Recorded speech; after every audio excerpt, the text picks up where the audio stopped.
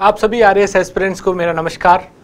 कलाम RAS के इस answer writing and skill development programme में आप सभी का स्वागत है।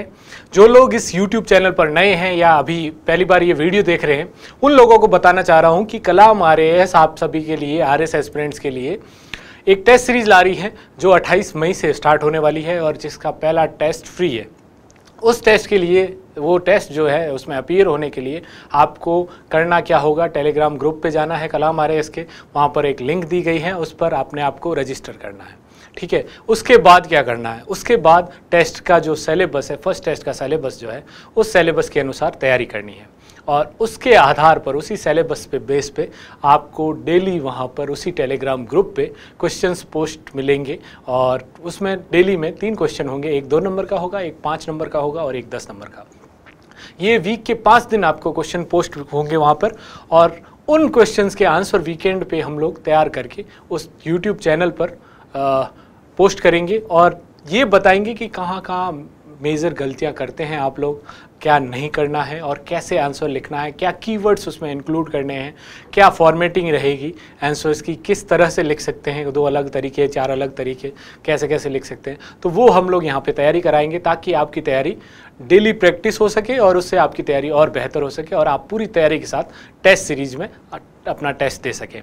ठीक है, तो स्टार्ट करते हैं। हमारा पहले वीक का वीडियोस जो है वो यूट्यूब चैनल पर है, वो अगर नहीं देखें तो वो भी आप लोग देख सकते हैं। उसके बाद में हम सेकंड वीक यानी 15 मई से 19 मई पे जो क्वेश्चंस पोस्ट किए गए थे उनको हम लगातार वीडियो के माध्यम से आपके सामने लाएंगे। अब ये फर्स्ट टेस्ट का सिलेबस है। फर्स्ट टेस्ट में हमारे जो है एक है राजस्थान कला एवं संस्कृति, राजस्थान का भूगोल और समाजशास्त्र। ये हमारे मेन टॉपिक्स हैं। इनके ये जो है सब टॉपिक्स हैं, इनके आधार पर क्वेश्चंस पूछे जाएंगे टेस्ट में और इनको आपको तैयार करना है। अब क्वेश्चंस जो हमारे 5वें दिन का यानी 15 मई को जो क्वेश्चंस पूछे गए थे वो क्या थे। पहला क्वेश्चन था विजयदान देथा। सिर्फ कई बार आरपीएससी जो है सिर्फ नाम लिख के छोड़ देती है। ठीक है, ये क्वेश्चंस आप लोगों के लिए 2 चीज़ें हैं। एक तो अगर वो उस विषय के बारे में आपको जानकारी है और बहुत अच्छी जानकारी है तो ये असमंजस है कि उस लिमिटेड स्पेस में हम लोग क्या लिखें, क्या नहीं लिखें, क्या छोड़ें। ठीक है, दूसरा ये है कि अगर उस सब्जेक्ट के बारे में या उस पॉइंट के बारे में बहुत कम जानकारी है तो आप सारी जानकारी वहाँ पे डाल सकते हो, उसमें कुछ स्पेसिफिकली नहीं पूछा है। तो ये फ़ायदा भी है, नुकसान भी है। अब हम लोग विजयदान देथा, ये वाला जो क्वेश्चन है, इसमें हम लोग मेन गलतियाँ क्या करते हैं। जनरली विजयदान देथा का जैसे ही नाम आएगा तो आप लोग सोचेंगे कि विजयदान देथा पहली मूवी याद आएगी आपको। ठीक है, तो आप सीधा स्टार्ट करोगे पहली मूवी इनके या बाता की फुलवारी, इन बाता की फुलवारी पहली मूवी इस पर आधारित है या जो भी है उसके जो जिस उपन्यास पर आधारित है वो हम लोग लिख लेंगे। ठीक है, दूसरा इनका नाम बिज्जी है, वो बोरुंदा गांव के हैं। ये वाली जानकारियां जो है इतनी इम्पोर्टेंट नहीं है। कुछ नहीं आता तो आप लिख सकते हो, लेकिन आपके पास और जानकारियां हैं। अब जानकारियां क्या है? पहली जानकारी ये है और वो स्पेसिफिकली लिखनी है कि ये राजस्थानी, और राजस्थानी भी नहीं, ठीक है। अब ये राजस्थानी भाषा के साहित्यकार लिखोगे तो ये सही है, लेकिन स्पेसिफिकली आप यहाँ पे लिखोगे पश्चिमी राजस्थानी भाषा यानी मारवाड़ी। ठीक है, पश्चिमी राजस्थानी या इस ब्रैकेट में लिख दोगे मारवाड़ी भाषा के साहित्यकार।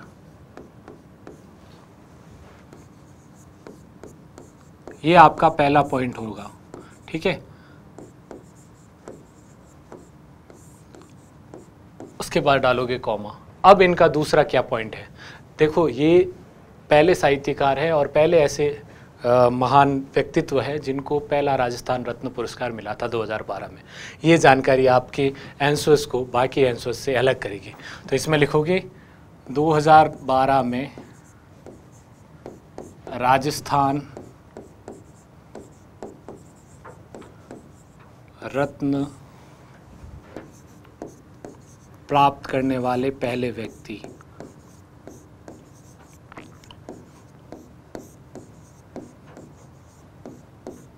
प्रथम, पहले लिखो उससे अच्छा प्रथम लिखो। थोड़ा अपनी जो है वोकेबलरी को भी अच्छा करो। ठीक है, अब इसके बाद में आप लोग क्या लिखेंगे, इन्होंने कौन सी संस्थान बनाई है, योगदान। ठीक है, तो इन्होंने रूपायन संस्था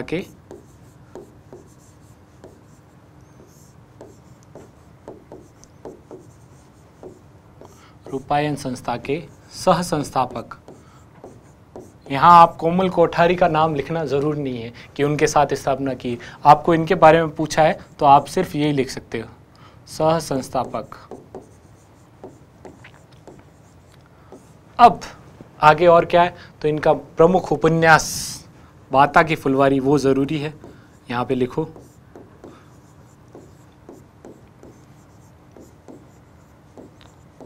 अब यहाँ तक जो है ना, ये बातों की फुलवारी हर कोई लिखेगा, इसके आगे क्या लिखोगे, तो इसमें तीड़ू राव लिख लो, ये इनका प्रमुख उपन्यास हो गया।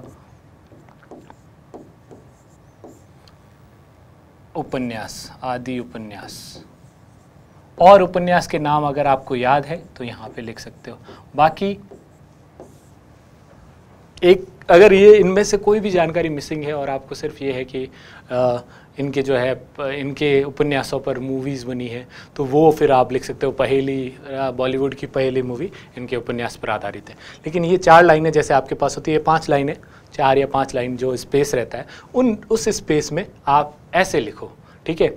गलतियाँ क्या करते हैं, पहले हम लोग लिख लेते हैं सीधा ही कि बाता की फुलवारी के लेखक, और वो लाइनें जो है ना, जैसे इसमें लिख लेते हैं कि ये पश्चिमी राजस्थानी भाषा के महान और विभूषित, और वो वाले जो हम वर्ड यूज़ करते हैं ना, उन वर्ड्स की वजह से हमारा स्पेस ख़त्म हो जाता है। और जो मेन पॉइंट्स है जैसे, और पॉइंट्स के नीचे आप स्पेसिफिकली अंडरलाइन कर दीजिए, ये राजस्थान रत्न, ये प्राप्त करने वाले की जगह भी आप प्राप्तकर्ता लिख सकते हो सीधा। तो ऐसे वर्ड्स वैसे, ठीक है। जो अनावश्यक जानकारी है उसको जो है नीचे लिखो अगर आपके पास स्पेस बचा है। मेजर जो जानकारी है इनकी, ये क्या योगदान है, कौन है, वो ऊपर लिखो। तो ये हमारा, अब इसमें लिख सकते हो कि बिजी नाम से भी जाने जाते हैं, बिजी नाम से लिखते हैं अपने उसमें, तो ये सारी चीज़ें आप इसमें लिख सकते हो। लेकिन मेजर ये आंसर आपका होगा। कहाँ गलतियाँ करते हैं वो मैंने बता दिया, और ये इस तरह आपका आंसर लिखा जाएगा। अब आगे बढ़ते हैं अपने 5 नंबर का जो क्वेश्चन पूछा गया था, वो क्वेश्चन क्या है। पहली चीज़, क्वेश्चन जब पढ़ोगे अंडरलाइन हमेशा करोगे। पहला वर्ड क्या है, वैश्वीकरण, ठीक है, के सामाजिक और सांस्कृतिक प्रभावों का उल्लेख करना है। दोनों प्रभाव, सामाजिक और सांस्कृतिक। Mention the social and cultural impacts of globalisation, ठीक है, 5 मार्क्स का क्वेश्चन है। अब हमारे जो लोग हैं, कुछ लोग स्टार्ट में ही वैश्वीकरण की परिभाषा देने लगेंगे और 3 लाइनें अपनी उसी में ख़राब कर देंगे, ठीक है। जबकि हमारे पास सामाजिक और सांस्कृतिक प्रभाव इतने सारे हैं कि हम अगर लिखें सिर्फ इन्हीं को तो वो नहीं है, ठीक है, वो हमारे पास उतनी जगह स्पेस नहीं है, हम लोग कैसे लिखेंगे। अब इसमें सिर्फ इतना कह सकते हो, अगर आपको इंट्रो देने की आदत है या इंट्रो देना चाहते हो, या तो आप डायरेक्ट लिख सकते हैं कि वैश्वीकरण के सामाजिक और सांस्कृतिक प्रभाव, ठीक है, या फिर ये लिख सकते हो कि वैश्वीकरण के कारण स्थानीय संस्कृति जो है वैश्विक संस्कृति और वैश्विक समाज में बदली है। सिर्फ इस, तो वो क्या होगा आपका, इससे रिलेवेंट होगा, ठीक है। अगर नहीं है तो सीधा लिखो कि वैश्वीकरण, ये लाइन सामाजिक और सांस्कृतिक प्रभाव,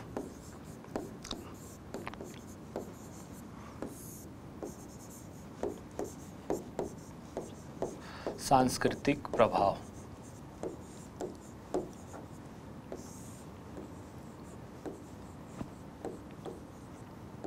ठीक है, सीधा यही लिखो। यहाँ पे आगे और लिख दो वैश्वीकरण के, या फिर आप इंट्रो, मैंने जैसे बताया कि वैश्वीकरण ने स्थानीय संस्कृति और समाज को वैश्विक संस्कृति और समाज से जोड़ दिया है या उसमें रूपांतरित कर दिया है। तो ये आप उस लाइन को लिख सकते हो, अच्छी लाइन है, और चूंकि अपने पास स्पेस कम है तो अपन यही करेंगे। अब दूसरी गलती आप लोग यहाँ पे क्या करते हो, दूसरी गलती ये करते हो कि वैश्वीकरण जो है हम लोग जनरली इस शब्द को नेगेटिव सेंस में लेते हैं और इसके नकारात्मक पक्ष ज़्यादा लिख लेते हैं, या फिर सिर्फ सकारात्मक पक्ष लिखते हैं।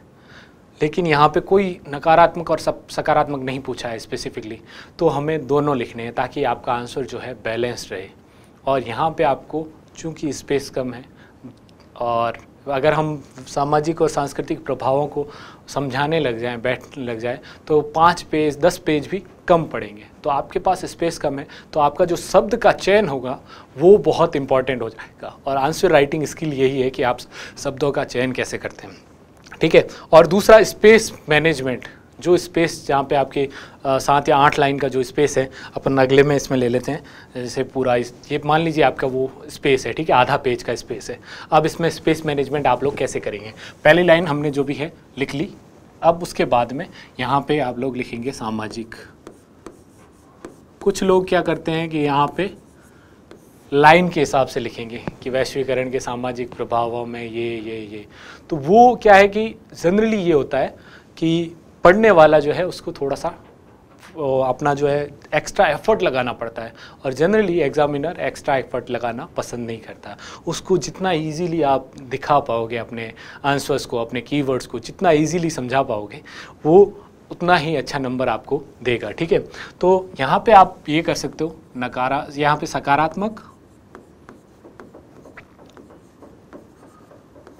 नकारात्मक, स्पेस डाल दो यहाँ पे नकारात्मक, ठीक है। अब और इसको जो है डिवाइड कर दो, यहाँ पे डाल दो सांस्कृतिक, तो आपका आंसर जो है वो पूरा हो जाएगा इसमें, ठीक है। सामाजिक प्रभाव, वैश्वीकरण के सामाजिक प्रभाव। पहली चीज, वैश्वीकरण है क्या? वैश्वीकरण वो है कि विश्व का जो है हमारे लोकल जो स्थानीय जगह है या देश का विश्व से जुड़ाव, वहाँ से चीज़ों का आवागमन जो है, फ्री मूवमेंट हो रहा है।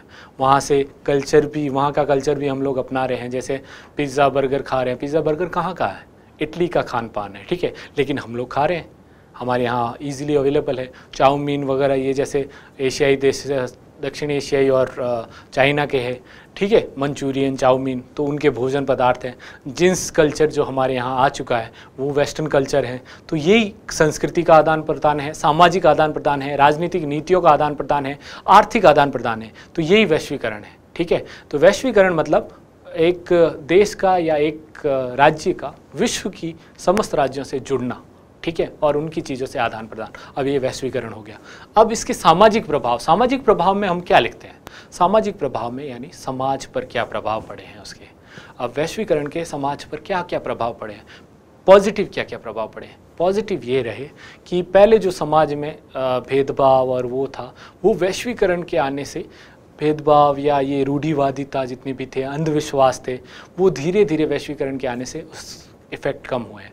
दूसरा, वैश्वीकरण से मानवाधिकार जो थे, मानवाधिकारों का जो घोषणा पत्र हुआ 1945 में, और वो मानवाधिकारों की जो एक कॉन्सेप्ट आया, उसके बाद में मानवाधिकारों के प्रति सजगता, जागरूकता आई, वो वैश्वीकरण की वजह से आई।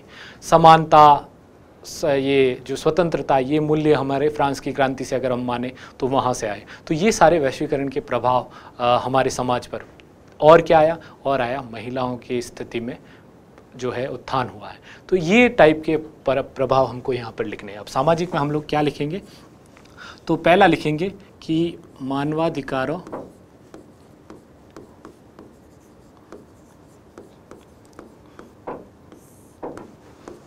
स्वतंत्रता,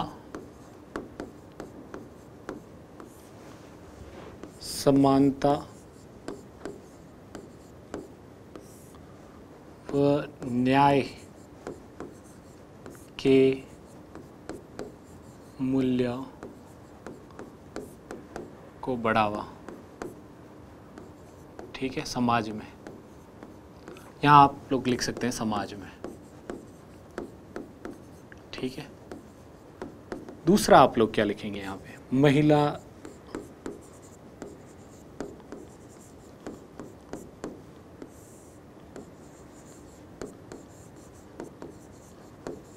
स्थिति में सुधार। अब ये आप लोग जो है देख सकते हो कि महिलाओं की स्थिति में सुधार कैसे हुआ, ठीक है। वैश्वीकरण आने से पहले महिलाओं का जो कामकाजी महिलाओं का परसेंटेज था, वो अभी से तुलना करोगे तो बहुत बड़ा है, ठीक है। उनके एजुकेशन में बढ़िया वो आए हैं। महिलाओं को सोशल मीडिया और इनके माध्यम से एक आवाज़ का प्लेटफॉर्म उपलब्ध हुआ है। मी टू जैसे मूवमेंट्स हुए हैं। फेमिनिज्म की जो अवधारणा है वो इधर आई है, और महिलाओं के अधिकारों में जो है बहुत वृद्धि हुई है। तो ये महिलाओं की स्थिति में हमारे जो है सुधार हम लोग लिखेंगे, ठीक है। तो ये 2 पॉइंट आप लोग यहाँ पे लिख सकते हो इस तरफ, ठीक है। अब नकारात्मक पक्ष क्या हुए? नकारात्मक पक्ष में हम लोग जो है लिखेंगे। नकारात्मक पक्ष क्या हुए वैश्वीकरण के? वैश्वीकरण की वजह से परिवार संस्था जो है, संयुक्त परिवार प्रथा थी, वो कम हो गई है और परिवार जो पारिवारिक मूल्य थे, परिवार संस्था है, वो कमज़ोर हुई है। विवाह संस्था कमज़ोर हुई है, ठीक है, वैश्वीकरण के कारण से। जो मतलब पहले विवाह को जो है भारतीय समाज में ये माना जाता था कि वो जन्म जन्मांतर का रिश्ता है, ठीक है, लेकिन वैश्वीकरण के आने पर अब उसको धीरे धीरे कॉन्ट्रैक्ट जो होता है विवाह का कॉन्ट्रैक्ट टाइप में, वो मानने वालों की लोग जो है संख्या बढ़ चुकी है, उनका परसेंटेज बढ़ चुका है, तलाकों की संख्या बढ़ चुकी है, ठीक है। फिर परिवार में जो इमोशनल कनेक्ट होते हैं वो धीरे धीरे कम हुए हैं। मोबाइल ने और उसको जो है और कम कर दिया है। वही कहते हैं ना कि पास बैठे व्यक्ति को जानते नहीं है, बट हाँ मोबाइल से जो है विश्व पे वो दूसरे देश में बैठे लोगों से बातें करना हम लोग पसंद करते हैं, ठीक है। फिर क्या हुआ, बुजुर्गों की स्थिति वो है वो थोड़ी सी विचारणीय होगी, संवेदनशील हो गई। बुजुर्ग जो है अब अकेला फील कर रहे हैं। शहरी जो कल्चर है उसके बाद में एक व्यक्तिवाद को बढ़ावा दिया है, जो मूल्य थे, नैतिकता के मूल्य है, उनका शरण हुआ। तो ये सारी चीज़ें हमें यहाँ पे नकारात्मक लिखनी है, ठीक है। तो नकारात्मक क्या लिखेंगे? नैतिकता और सामाजिक मूल्यों में गिरावट, नैतिकता व सामाजिक मूल्यों में गिरावट।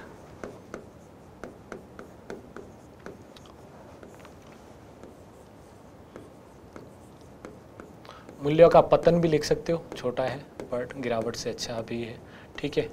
फिर उसके बाद में वृद्ध जनों की स्थिति में क्षरण, ये लिख सकते हो। विवाह परिवार संस्थाओं का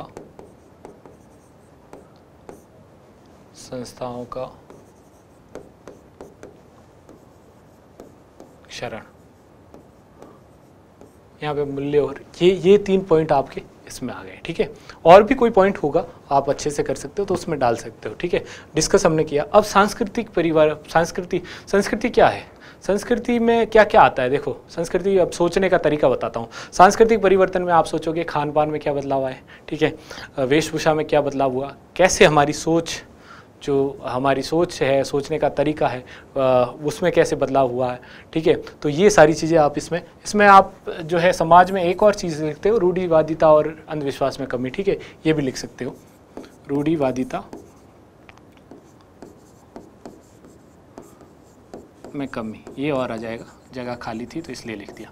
अब सांस्कृतिक में हम लोगों को खान पान, सांस्कृतिक मूल्य क्या है, कैसे संगीत में क्या वो हुआ है, साहित्य में क्या हुआ है, और हमारे टेस्ट में कैसे बदलाव आए हैं, ठीक है। तो वो सारी चीज़ें, तो पहला खान पान,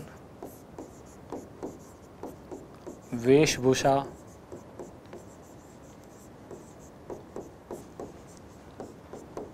में विकल्पों की संख्या बढ़ी है, विकल्पों में वृद्धि। पहले सिर्फ जैसे भारतीय पोशाक आज़ादी से पहले हम लोग सोचते हैं तो क्या था, धोती कुर्ता, कुर्ता पजामा, ये हमारे पास पोशाक के विकल्प थे। लेकिन अब जीन्स टी शर्ट, ठीक है, और भी अलग अलग जगह जैसे पहने जाते हैं। महिलाओं के जो परिधानों में हम लोग देखें तो वो प्लाजो और भी बहुत सारे, जो मेरे को नाम याद नहीं आ रहे, लेकिन और भी बहुत सारे विकल्प उपलब्ध हुए। जींस हो गया, स्कर्ट हो गया, ये सारी चीज़ें। पुरुषों में भी कोट शूट हो गया, पैंट हो गया, ठीक है। तो ये सारी इसमें विकल्पों में वृद्धि है। खान पान में मैंने आपको बता ही दिया है कि ये वृद्धि हो गई है। फिर इसके बाद में पॉजिटिव और क्या है संस्कृति में, तो एक मिक्स कल्चर, वैश्विक संस्कृति का विकास हुआ है, ठीक है। वैश्विक संस्कृति के विकास को बढ़ावा,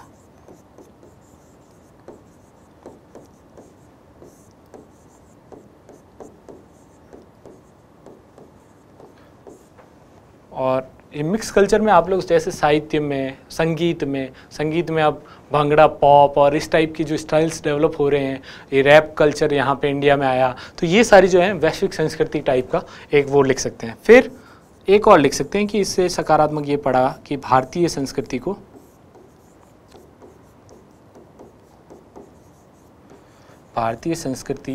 को वैश्विक पहचान मिलने में मदद मिली, ठीक है, ये वैश्वीकरण की वजह से।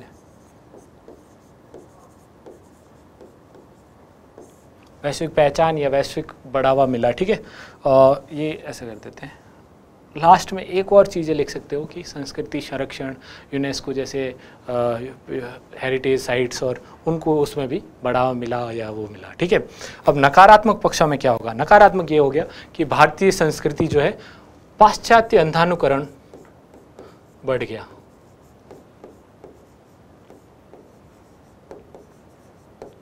अंधानुकरण बढ़ा है और भारतीय संस्कृति की जो मूल विशेषता है उनको ही हम लोग धीरे धीरे खोते जा रहे हैं, ठीक है।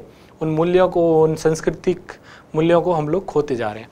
अब उसके बाद में और क्या हुआ, और क्या नेगेटिव हुआ? तो कुछ संस्कृतियां जैसे भाषाएं, बोलियां जो है वो विलुप्ति के कगार पे। कारण क्या है कि इंग्लिश का बढ़ता कल्चर, हमारी खुद की जो है जैसे बहुत सारी भाषाएं थी आज़ादी के टाइम, जो है हमारी बोलियां कोई 2022 कुछ थी, और उसके बाद में अब धीरे धीरे वो विलुप्त हो रही है, कुछ ही लोग रह रहे हैं। तो वो जो है विरासत, और या ऐसे लिख सकते हैं यहाँ पे सांस्कृतिक विरासत में ह्रास या विलोपन का संकट, विलुप्ति के संकट, ठीक है, ये लिख सकते हैं।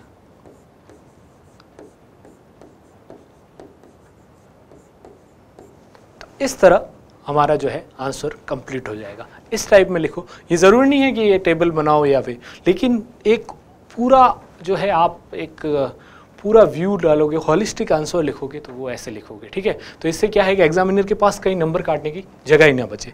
अब आ जाते हैं हमारे 10 नंबर का क्वेश्चन वापस से ढंग से पढ़ेंगे। पहले, explaining the geographical classification of forest of Rajasthan, describe any one in detail, ठीक है। क्या बताया है कि राजस्थान के वनों की भौगोलिक वर्गीकरण को समझाते हुए, ठीक है, अब समझाना है पहली चीज़, ठीक है। उसके बाद में हमें किसी एक को विस्तार से वर्णन करना है। अब ये इसमें गलतियां क्या क्या करेंगे? बड़े क्वेश्चंस में लोग अक्सर बहुत ज़्यादा गलतियां करते हैं, क्योंकि स्कोप ज़्यादा होता है, पेज ज़्यादा है, तो गलतियां भी ज़्यादा करेंगे। अब इसमें गलतियां मेन क्या लिखते हैं, ठीक है। जैसे हमने क्वेश्चन पढ़ा तो पहले जो है आदमी स्टार्ट करता है, वो जो 5 प्रकार के वन हैं उन एक एक प्रकार को पूरा समझाने लग जाता है, ठीक है। और जब 5 प्रकार को समझाओगे आपका पेज कंप्लीट हो जाएगा। उसके बाद ध्यान से देखते हैं, यार किसी एक का वर्णन करना था, ठीक है। अब वो क्वेश्चन जो है आपका वैसे ही हो गया। दूसरा, यहाँ पर भौगोलिक वर्गीकरण को समझाना है, ठीक है। ये चीज़ हम लोग जनरली छोड़ देते हैं, सीधा लगाएंगे भौगोलिक वर्गीकरण को। टेबल बनाने वाला भी जो है टेबल बना देगा, 5 टाइप के वर्गीकरण है, मैप भी बना देगा, ठीक है। बहुत सारे लोग मैप नहीं बनाएंगे। देखो, मैप बनाना ज़रूरी है। 10 नंबर के क्वेश्चन, ज्योग्राफी का क्वेश्चन, मैप बनाओ, ताकि आप जो चीज़ आप वर्ड्स में नहीं लिख पा रहे हो ना, 20-25 वर्ड्स में आप समझाने में लगाओगे, उतने में आप वहाँ पे एक मैप में उतनी जगह में बना लोगे, ठीक है। तो मैप बनाने की आदत अभी से डाल लो। अब ये करेंगे, और किस आधार पर वर्गीकरण किया गया है वो सारी चीज़ें भूल जाएंगे।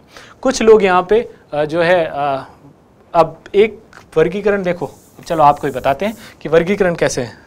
एक वर्गीकरण ये है वनों का वर्गीकरण, आरक्षित, संरक्षित, ठीक है, और ये है अन्य वन। अब कुछ लोग वनों के वर्गीकरण में इसको लिख के इसको डिटेल से समझाएंगे। क्या ये सही है? कैसे गलत है? कुछ लोग कहेंगे हाँ सर सही तो है, वनों का वर्गीकरण है, ठीक है। पूछा क्या गया है? भौगोलिक वर्गीकरण पूछा गया है। इसलिए बोलता हूँ कि क्वेश्चन को ढंग से पढ़ो, उसको अंडरलाइन करो कि पूछा क्या गया है, ठीक है। क्या ये भौगोलिक वर्गीकरण है? नहीं, ये भौगोलिक वर्गीकरण नहीं है, ठीक है। तो ये वाला हमें नहीं लिखना है, ये गलतियाँ हमें यहाँ पर नहीं करनी है। अब क्या करेंगे? तो पहला भौगोलिक वर्गीकरण क्या है? वनों का भौगोलिक वर्गीकरण, तो भूगोल के जो सिद्धांत हैं या भौगोलिक सिद्धांत जो है उनके आधार पर जो राजस्थान के वनों का वर्गीकरण किया गया वो लेना है। तो भूगोल के सिद्धांत में क्या क्या आएगा? क्लाइमेटोलॉजी में क्या आएगा? तापमान और वर्षा के आधार पर। वनों का वर्गीकरण तापमान और वर्षा के आधार पर है। अगर वनस्पति के आधार पर होगा तो फिर वो वनस्पति के आकार और पत्ते किस टाइप के हैं, जड़ों के क्या आकार क्या है, वो वाला अलग हो जाएगा, ठीक है। भौगोलिक आधार मतलब भूगोल की विशेषताओं के आधार पर। तो क्या क्या होगा? तापमान और वर्षा। अब 10 नंबर का क्वेश्चन है ना, उसमें इंट्रो आपको ज़रूरी है। 2 लाइन 3 लाइन, इससे ज़्यादा मत देना, 2 लाइन का इंट्रो आप लोग दीजिए, ठीक है। लेकिन अब यहाँ पे यही मेजर पॉइंट आप लोग तापमान और वर्षा के आधार पर, तो यहाँ पे लिखेंगे कि राजस्थान के वनों को, अब ये पूरा क्योंकि 10 नंबर का क्वेश्चन यहाँ पे लिखना जो है एक फिजिबल नहीं है, बट फिर भी आपको एक आइडिया दे देता हूँ इस बार में कि राजस्थान के वनों को तापमान, इसको अंडरलाइन करना, तापमान और वर्षा के आधार पर 5, ठीक है, यहाँ पे लिख लेना 5, इनको देवनागरी में भी लिखो तो ठीक है, ऐसे भी लिख सकते हो, 5 प्रकार में वर्गीकृत, बांटा गया लिखो या वर्गीकृत अच्छा वर्ड है, ठीक है, वर्गीकृत किया गया है। ये आपका इंट्रो हो गया, ठीक है, ऐसा इंट्रो आप वहाँ पे लिखिए। अब 5 प्रकार कौन से हैं वो आपको पता है, सब में क्या है देखो, उष्णकटिबंधीय तो सब में, पहला हो गया उष्णकटिबंधीय, ये मैं पूरा नहीं लिख रहा हूँ, आप लोग लिखना, उष्णकटिबंधीय शुष्क वन,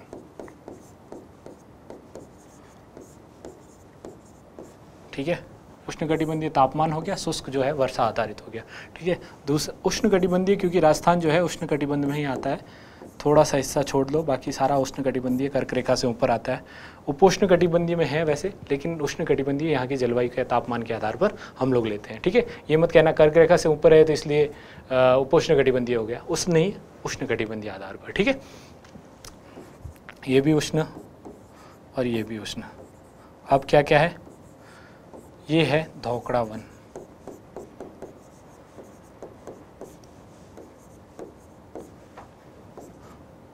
शुष्क पतझड़ वन, मानसूनी शुष्क पतझड़ वन,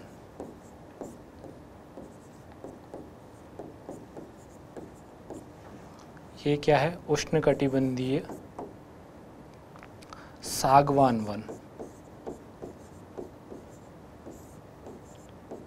और ये है सदाबहार वन।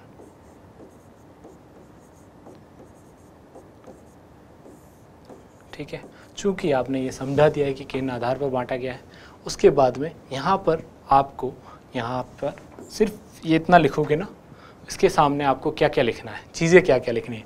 वर्षा कितनी होती है, ठीक है, तो वर्षा 0 से 30 सेंटीमीटर, यहाँ पर 30 से 50 सेंटीमीटर, और ये धीरे धीरे आप वैसे लिखोगे। और तापमान, या अगर लिखोगे कि शुष्क तापमान या ऐसा लिख लो, ठीक है, वो लिख सकते हो, मेनली वर्षा आधारित, ये आपको लिखना है। तापमान हटा दो यहाँ पर, क्योंकि आप अलग अलग तापमान उसमें लिख नहीं पाओगे, छोड़ दो। आप यहाँ पर लिख लोगे कि कितना प्रतिशत भाग में फैला हुआ है, सामने सिर्फ इतना लिखो डिटेल, ठीक है। और बाकी वाला जो पोर्शन है यहाँ पर, उसमें राजस्थान का मैप बना के, और इसको जो है, देखो मैप की प्रैक्टिस आपको करनी चाहिए,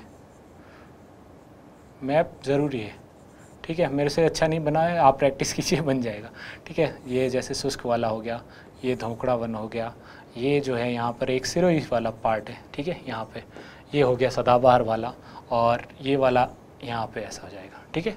तो ये वाला हो गया सागवान वन, और ये वाला जो होगा मानसूनी शुष्क पतझड़ वन, और सागवान वन ऐसा होगा, ठीक है, यहाँ से होगा। सॉरी, एक बार सही से बना लेते हैं, वापस से ट्राई करता हूँ कि अच्छा बने।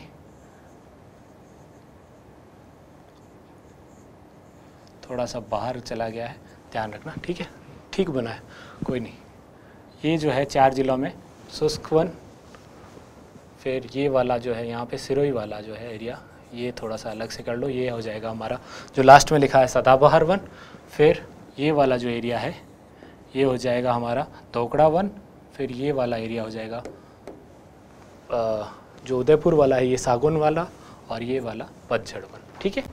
ये हमारा ऐसा जो मैप बनाना है, डायग्राम बनाना है, और उसमें चूंकि वहाँ पे हम लोगों के पास स्पेस कम होगा, तो यहीं पे आप नंबर डाल दीजिए, ठीक है, और इसी नंबर को वहाँ पे दिखा दीजिए। तो आपका जो है एक तो वर्ड्स बचेगा, टाइम बचेगा, और दूसरा जो है एक अच्छा डायग्राम बनेगा। अब उसमें आप लिखने जाएंगे ना वहाँ पे, तो आप वहाँ पे गलती करोगे, क्योंकि वो पूरा भर दोगे, और भर दोगे तो वो डायग्राम अच्छा नहीं बनेगा। एक तो मैप अपन इतना अच्छा नहीं बना पाते, और उसके बाद में उसको भर देते हैं तो वो ख़राब हो जाता है। तो ये गलती मत करना। इसके सामने वर्षा का, कितनी वर्षा है यहाँ पर और कितना प्रतिशत, और कुछ मत लिखना। भौगोलिक वर्गीकरण इस आधार पर इतना समझा सकते हो। इसको आप डिटेल में लिखना चाहोगे, 1 लाइन 2 लाइन लिखना चाह रहे हो, तो वो टाइम का वेस्टेज होगा, आपके आंसर की मांग भी इतनी नहीं है। ठीक है, उसके बाद में पूछा है अगला जो है, अगला इन्होंने पूछा है कि किसी एक वन का जो है विस्तार से वर्णन कीजिए। तो मान लीजिए अपन ले लेते हैं शुष्क कंटीले वन जो है वो ले लेते हैं, मरुस्थलीय कंटीले वन। अब यहाँ पे आपको क्या लिखना है, क्या क्या चीज़ें आपकी आनी चाहिए। पहली चीज़, उसका विस्तार कहाँ है, राजस्थान में। ठीक है, भौगोलिक विस्तार। अब जो 4 जिलों में है उनके नाम लिख दो यहाँ पे। ठीक है, जोधपुर, जैसलमेर, बाड़मेर और बीकानेर। तो ये वाला एरिया यहाँ पे लिख दो। उसके बाद में चूँकि वनों का पूछा गया है, तो सबसे ज़्यादा मेजर पोर्शन क्या रहेगा, पहले विस्तार के बाद में आप लोग वर्षा लिखोगे वहाँ पे, कि वर्षा का प्रतिशत 0 से 30 सेंटीमीटर। ठीक है, ये आप वहाँ लिख लोगे। उसके बाद आप लोग सीधा आ जाओगे कि वनों की प्रकृति, वहाँ पे वनस्पति किस प्रकार की है। ठीक है, तो वनस्पति में पहला वर्ड जो है वो यहाँ पे आना चाहिए कि मरुद्भिद वनस्पति। ये इसलिए क्योंकि अगर आप वनस्पति की विशेषताओं में 1-2 छूट भी जाती है, तो आपने जो ये वर्ड लिखा है ना मरुद्भिद वनस्पति, उसमें वो विशेषताएं सारी आ गई है। ठीक है, अब इस वनस्पति में क्या आएंगे, पत्तियों का आकार छोटा, जड़ें लंबी,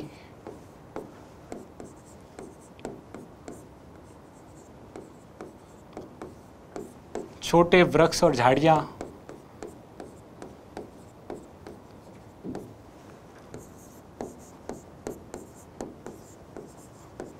कांटेदार।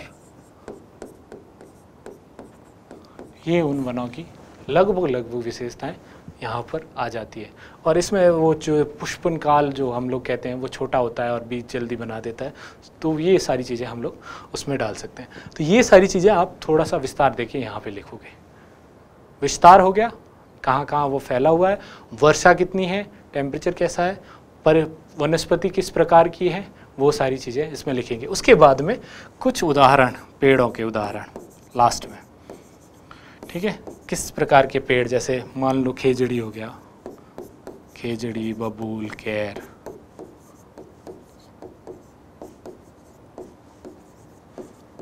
नागफनी, ये नीचे उदाहरण आप लिख लीजिए।